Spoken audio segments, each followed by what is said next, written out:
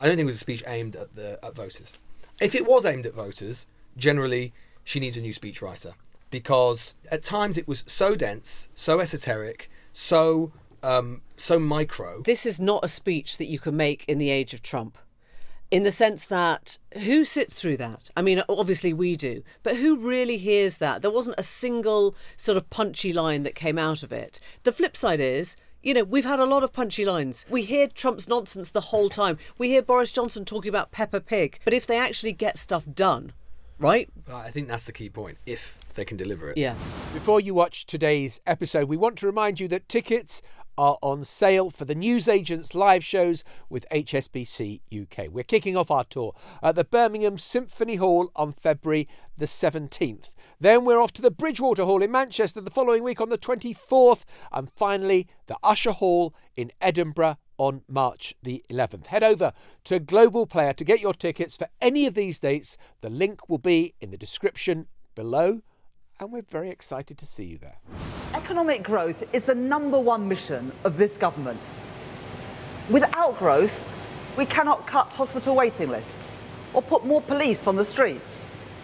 Without growth, we cannot meet our climate goals or give the next generation the opportunities that they need to thrive. But most of all, without economic growth, we cannot improve the living standards of ordinary working people. Because growth isn't simply about lines on a graph. It's about the pounds in people's pockets, the vibrancy of our high... This is Rachel Reeves' big manifesto for growth, setting out a stall of how a Labour government is going to transform the UK economy.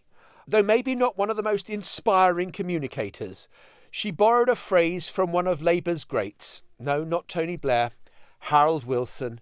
It's all about the pound in your pocket. So today we'll take you through what she's promised to bring this country in terms of growth and what might very well stand in her way. Welcome to the Newsagents. It's John. It's Emily. It's Lewis. And it is a big potatoes speech that she has delivered today, because I think it did kind of answer a lot of the questions about, well, where is this mythical growth going to come from? Now, the question you raise about how soon do we see the fruits of it is a very legitimate one, and she must be hoping the answer is in 4 years' time when the Labour government faces re-election, because it's not going to be an instantaneous, it's not a switch that you suddenly turn and suddenly growth comes soaring into the economy. But it's clear that this is now the focus of the cabinet, and apparently everyone is signed up to it. So the diagnosis is, and it is, in a way, this was the kind of reframing of arguments that Reeves has made before and that Starmer has made before, but she wanted to clearly crystallise it in one speech. And her diagnosis is that for too long the British economy has been haunted by a lack of productivity growth, a lack of overall growth, driven by the fact that it's almost impossible to build anything in Britain. The infrastructure projects, the planning, all of these things make it really, really hard to deliver these things that will unlock the productive capacity of the economy over time. And the first, I would say, like 2/3 of the speech or so was highly technical. It sounded a little bit, to be honest, like a very technocratic, almost a civil servant type speech, where she sort of just gave announcement after announcement after announcement on, to be honest, occasionally quite micro, small things that wouldn't have meant very much to anyone. I mean, no disrespect to people in Cornwall, but, talking about 26 million for Cornish metal mining, all of these sorts of things are quite micro. But then the last, I would say, quarter was the serious bit. It was the bit where it actually did amount to a growth strategy. And that is where she announced the government would back a third runway at Heathrow, big picture stuff in the north of England, like the really big redevelopment of places like Old Trafford, and plans, crucially, for new towns, schools and houses in the so-called Oxford-Cambridge growth arc, which she says could be Europe's answer to Silicon Valley. And Oxford and Cambridge are a really good example of the sort of highly innovative city economies which have been chomping at the bit to try and expand, companies wanting office space, laboratory space and so on, but Britain hasn't provided it for some years. I think her biggest task was, as she said in that clip right at the beginning, to take growth away from being something on a chart, on a graph that is sort of figures that we talk about in these very complicated terms like GDP and GDP per capita and stuff that most people can't really feel, and to start talking about it in terms of the cost of living. And that's why I think, funnily enough, when she does talk about Cornish mining, it is not as irrelevant as it might sound at all, because if you go to some of those, southwestern towns, they are decimated, they are really poor, they're really struggling. They were all the sort of the Brexity areas because of what they used to have and don't have anymore, i.e. the tin mines, So to actually be very specific and to target not just London, which was the easy one for her, the easy takeaway I think was for her to say, yes, airport expansion in the southeast and Heathrow, yes, we're going to link Oxford and Cambridge. Who knew that Oxford and Cambridge had to be linked so crucially? But I think where people will pick holes, or would have picked holes, is if she had made it just sort of southeast specific. And by talking about Cornwall, by talking about Wigan, by talking about Bradford, I think she is trying to conjure up a little bit of what we used to call levelling up, or most basically, she's just talking about the north. But wasn't there also a kind of course correction from Keir Starmer's speech in the Downing Street Garden, which was the kind of epitome of doom and gloom, and we're all going to die and it's all terrible and life couldn't be worse, through to the budget where, there are these huge taxes on employers and national insurance and the like, and everyone is thinking, oh my God, it's so grim out there. And that is actually affecting confidence. I think that's Trump. I promise you. Well, I think what Trump has done to their language is suddenly say, actually, people don't want to hear this. People don't want to have their greens and their porridge shoved down their throat and told how awful it's going to be. They want everyone to sound like they're going to be a billionaire soon. Right? When I heard her talking about we're going to unleash the animal spirit, and you kind of think, Rachel Reeves and animal spirit doesn't quite kind of, there's a disjunction there, undoubtedly, but that is what they're trying to do. They're trying to, and the extent to which she lent into what Donald Trump is doing, and we want this to be a blueprint, we want to be part of this huge surge in growth. Deregulation. I mean, there's so much concentration, wasn't there, on deregulation, getting rid of the bureaucrats, which is not something you've heard a Labour government talk about for a long time. Except that Rachel Reeves cannot animate those animal spirits like Donald Trump does. No. She does not have the communicative skill to do that, without being unduly harsh about it. I don't think it was a speech aimed at voters. If it was aimed at voters, generally she needs a new speechwriter, because at times it was so dense, so esoteric, so micro, that I don't really see. I mean, we were sort of sat trying to listen to it for the sound bites and for the clips and for what the top line would be, and we were struggling. I think that this was a speech delivered in some panic, aimed at business and aimed at British business. I think it's absolutely right. Because, directly to your point, John, I think that the government were surprised at the extent to which both the way that they came in and started to, they did talk down the economy a bit, and they did that partly for good reasons, because they had been left with a fiscal mess. And it was really difficult. And the inheritance was really hard. But I think that they were taken aback by the extent to which that, in combination with the NI increases that she announced at the budget, did destabilise and undermine business confidence. And we can see from all of the indicators, and there were other things going on in the world as well, but we can see from all of the indicators that has had a really big effect on business confidence. So I think that this was a speech aimed squarely at British business, British enterprise, saying, do not panic. Yes, there is short-term instability, but please, please, please invest here. And we've got a plan for that investment. And it's interesting that Alex Wickham from Bloomberg has already gathered opinion from centre-right think tanks who broadly are coming out in favour of what Reeves has said. Robert Colville says the vast bulk of the Chancellor's speech was highly welcome, hugely welcome. He's from the CPS.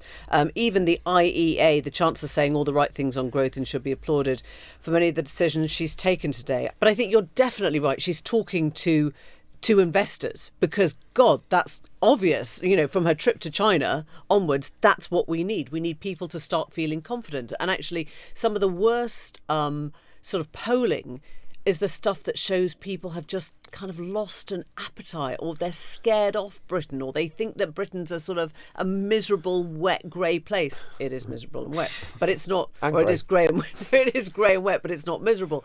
And so I think it is a, dare I say, a vibes thing. There's also the gilt markets as well, where the cost of government debt has gone up, and as a result of that, that means she's got kind of even less fiscal headroom. There's less money to spend, and she was going to have to potentially, make savage cuts to departmental budgets as a way of balancing the books. Now, she's also trying to reassure the markets as well as part of this thing. Is it a bad thing?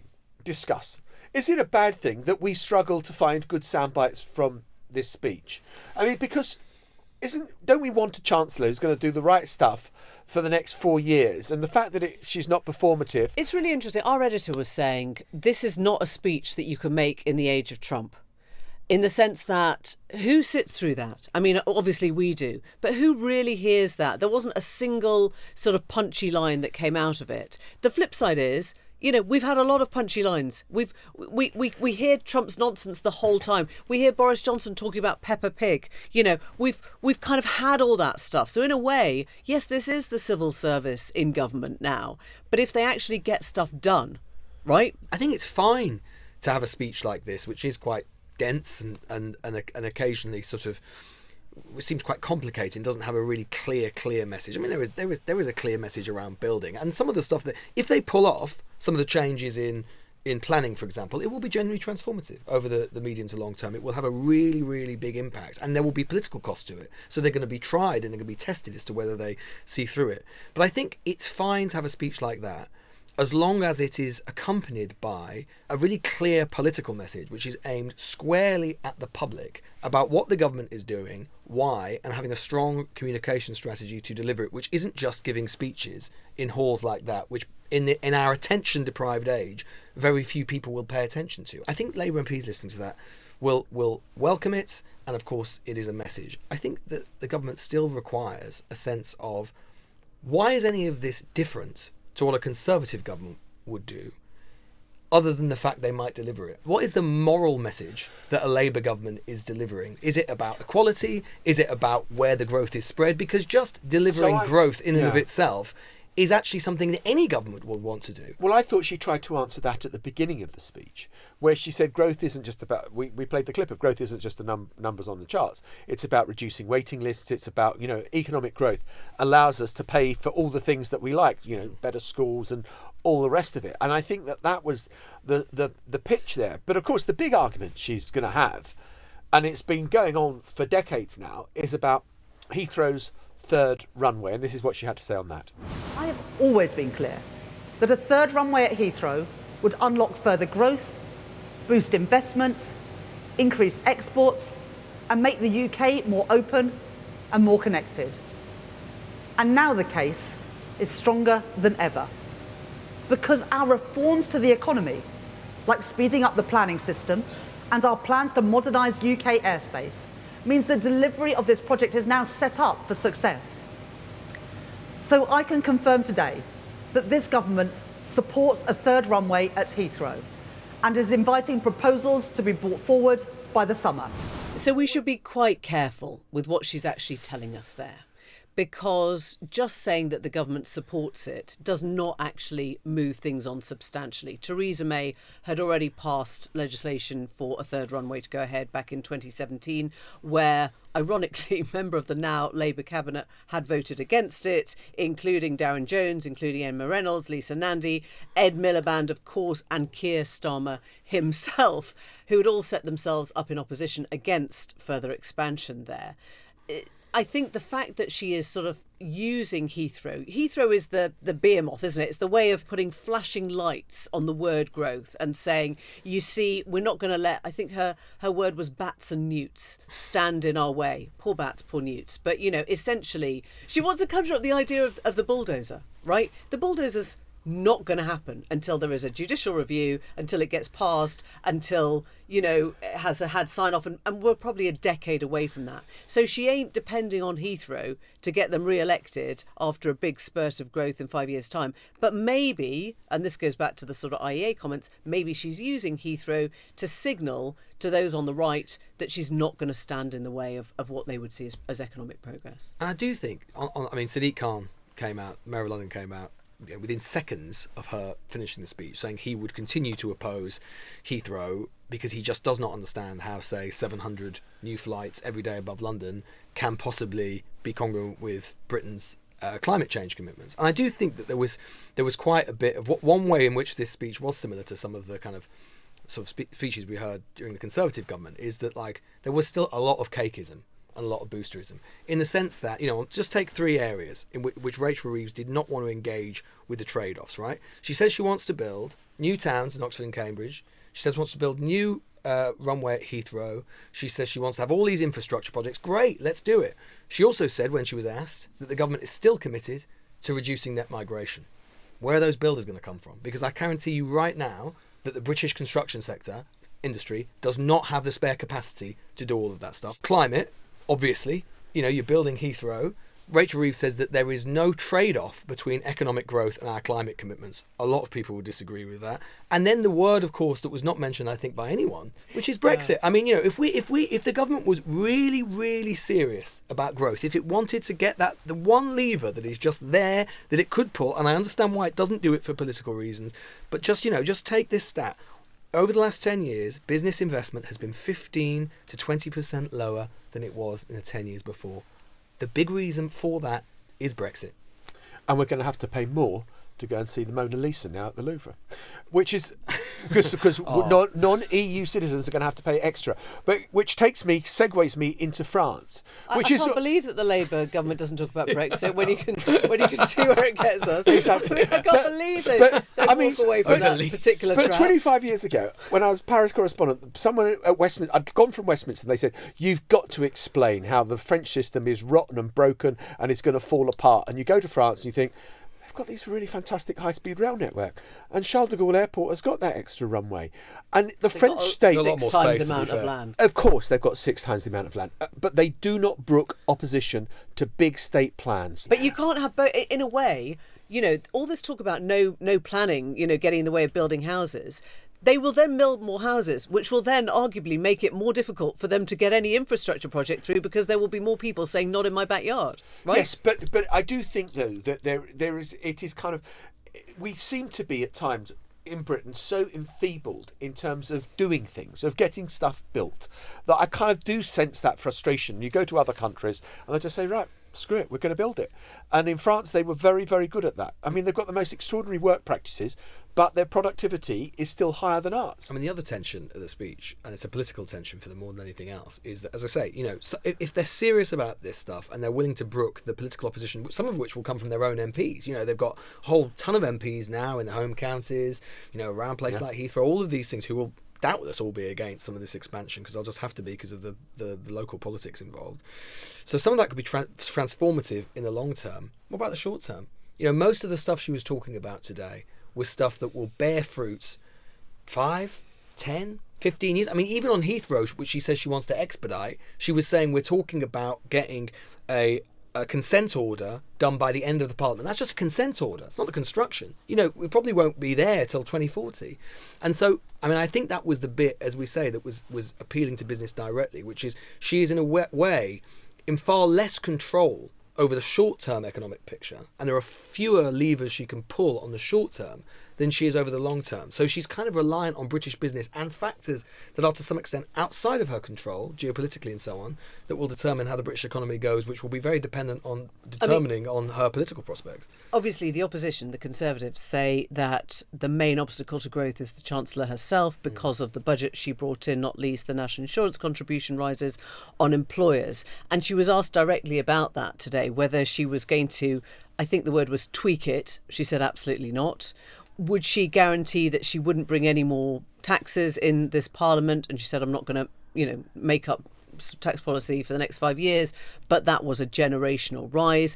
I don't think we've had any commitment or any sense from her that any of those moves were the wrong ones. And so in a way, she's come out saying, that's sticking. You know, you're not going to see winter fuel allowances. You're not going to see a reduction in NICs, but this is where we're looking now. In a moment, Lord Mandelson on his way to Washington with a slightly different message about Donald Trump than once he had.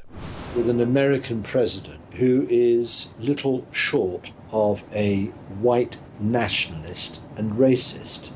Even those who have a sneaking admiration for Donald Trump because of the strength of his personality nonetheless regard him as reckless and a danger to them.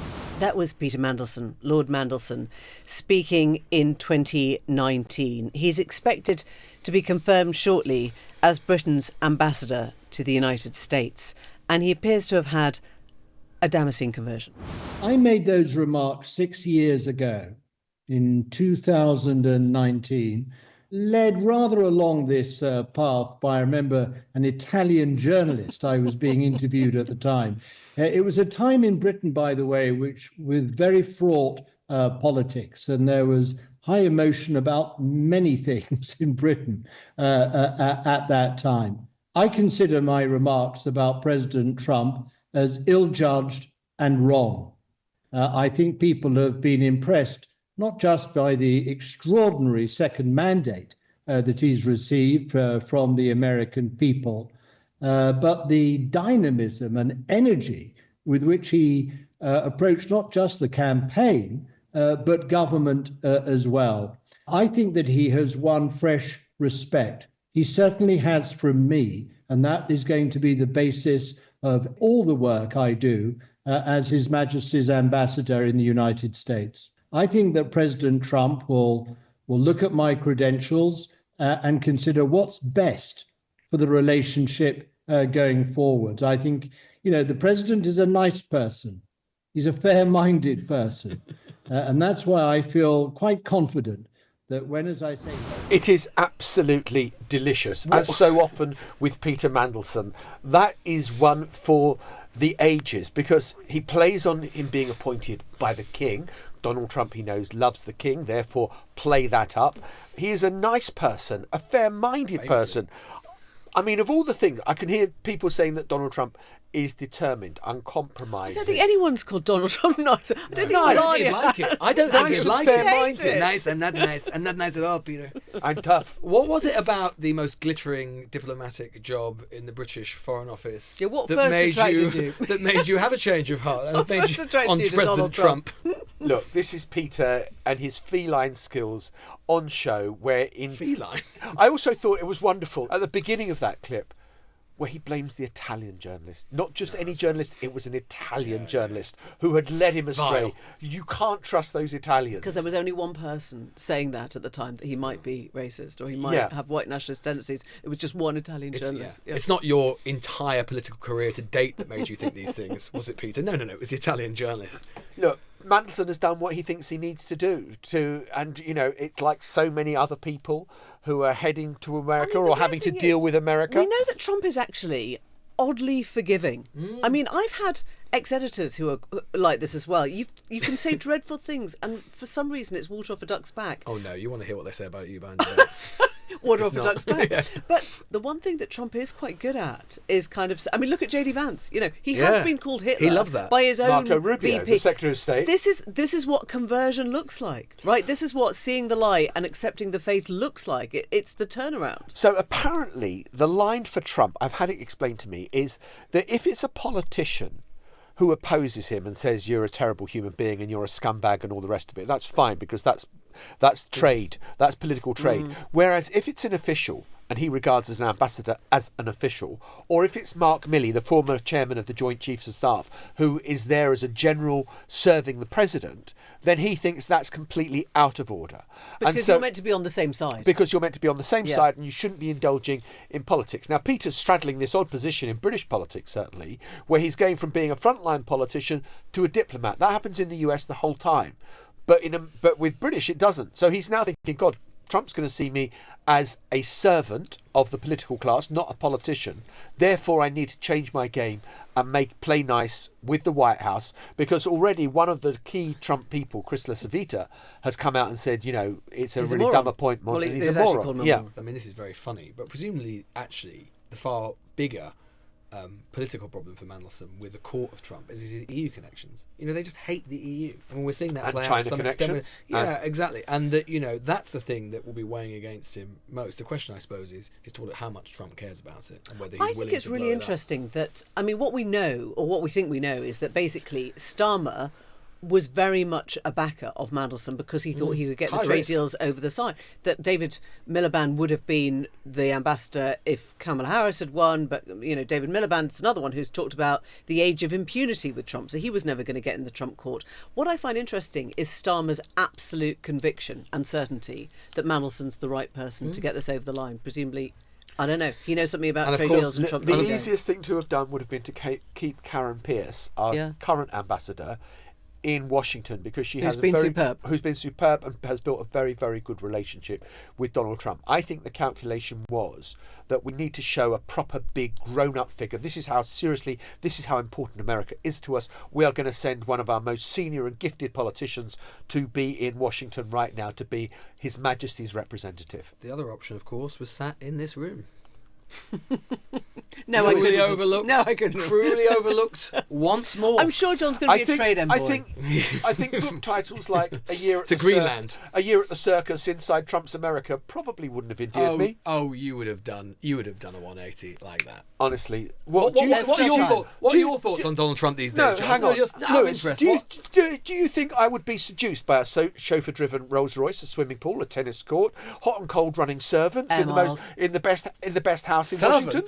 Servants. They've got staff galore. Right, Downton staff. Nothing like that would turn my head. I think every single bit of that would appeal to you. It absolutely would. It's not a bad place to live. Well, as you may have noticed, our dear Sopes has been absent for the last couple of days. He's been at home. Okay, weeks. Many days. Many days. All year. Well, I to was be here fair, last week. a little bit of last week. Right.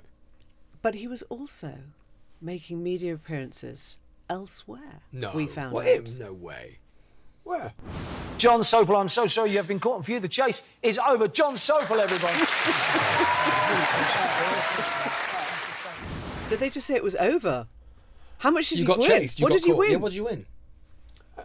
We'll be back tomorrow. No. We won't be back tomorrow. We've got loads of time. We'll be back tomorrow. How much did you take away for the team, for charity, of course? We'll be back tomorrow. For all your quiz questions, because you had to answer questions. Honestly, I'd forgotten all about it. It was recorded about 18 months ago, and it was an utter humiliation.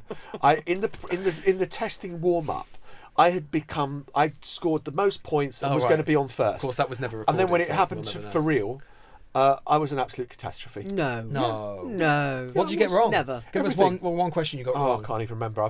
Look, this is. Do you know when you've had humiliation? Don't worry. We'll find it. When you've had humiliation, you erase it from your memory files, or you lock it in a box inside your head. That must happen to you a lot. It does. It's in a locked box, and I'm not prepared to reopen it. Goodbye. Bye for now. Bye-bye. The Newsagents. This is a Global Player original podcast.